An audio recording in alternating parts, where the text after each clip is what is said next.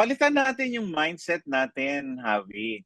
Sapagkat ang tingin ng tao 'pag may mask ka ay hindi ka mahahawa.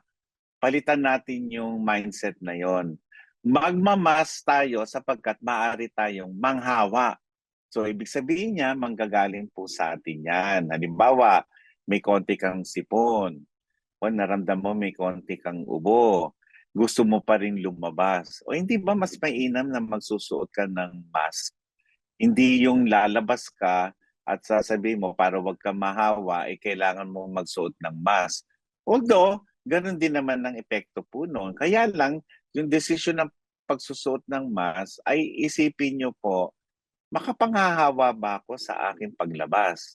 Kung ang sagot po rin ay oo, eh magsuot na po kayo ng mask. Hindi na po kailangan niya na kumbinsihin pa kayo o kaya naman ay gawin yung ano na wala kang pambili ng mask, wala ka ng mask sa bahay, kaya hindi mo na lang isusuot yung mask.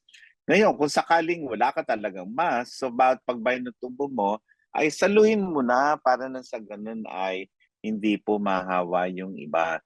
Hindi naman ibig sabihin COVID-19 yung pwede mong maisalin sa iba. Pwedeng influenza yan. Pwede yung ibang uri ng pathogen.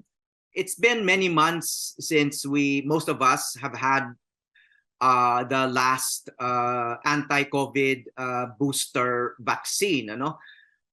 Kailangan pa ba magpabakuna ulit laban sa COVID? At kung kailangan ay, or if it's better to be vaccinated again, meron pa ba? Meron bang supply ng vaccine? Kasi sabi nyo nga, sa ibang sakit ay naubusan na ng vaccine. Para sa COVID ba, may natitira pa bang vaccine? And would you recommend another booster for those who are maybe have comorbidities or yung mga senior citizens? Unang-una, ang rekomendasyon ngayon, kung may bago mang bakunang gagamitin, ay para doon sa mga nagsisirculate na mga bagong strain na kung saan ay maaring wala tayong proteksyon muli. Pangalawa, na i-report na po yan na yung mga bakuna natin ay sa tagal ng panahon ay mawawalan na rin ng bisa, bababa na rin yung ating antibody levels, halimbawa. At pangatlo, wala na tayong bakuna po rito sa ating bansa at wala na tayong batas na magbibigay sa atin ng pahintulot na bumili ng mga ganito pang uri ng bakuna. Pang-apat, kung sakali mang papasok yung mga bagong bakuna rito, ay kailangan i-apply po nila yan sa Food and Drug Administration at yan ay bibili po tayo with prescription. Hindi na po yan yung mabibili ng kagawaran ng kalusugan at mabibigay po ng libre. Kaya nga, ang ginagawa po natin ay pag-iingat, minomonitor po namin kung biglang tataas po uli yan.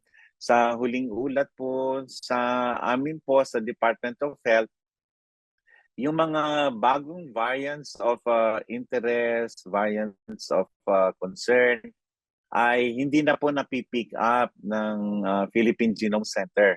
Ibig sabihin ay yung pagsalin-salin po nito ay maaaring mabagal na at hindi na po nangyayari. Kaya lang, ayaw namin nung magbigay ng hawin ng ganong konklusyon sapagkat mababa rin yung bilang na nagpapatest pa. Katunayan, marami kaming pang testing sa COVID-19 halos wala na nagpapatest. Ibig sabihin, kasi meron ng may self-testing, nabibili mo yan. Kahit pumunta ka sa airport, may vending machine doon.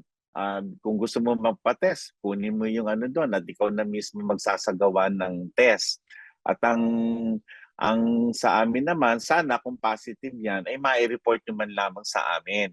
Para sa ganun, alam natin yung nangyayari. Ngayon, dahil sa bumababa po yung bilang na nagpapatest, maring hindi na po nire-report sa amin.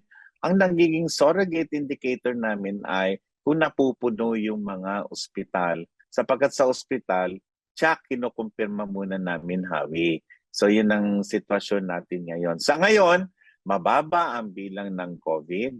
Subalit patuloy tayo sa pagbabantay sapagkat ayaw nating mabulaga tayo isang araw at may bagong variant yan tapos wala tayong bakuna o kaya naman kahit wala pa yung bakuna ay mabilis manghawa at maraming mauospital. Sa iyon po ang binabantayan po natin.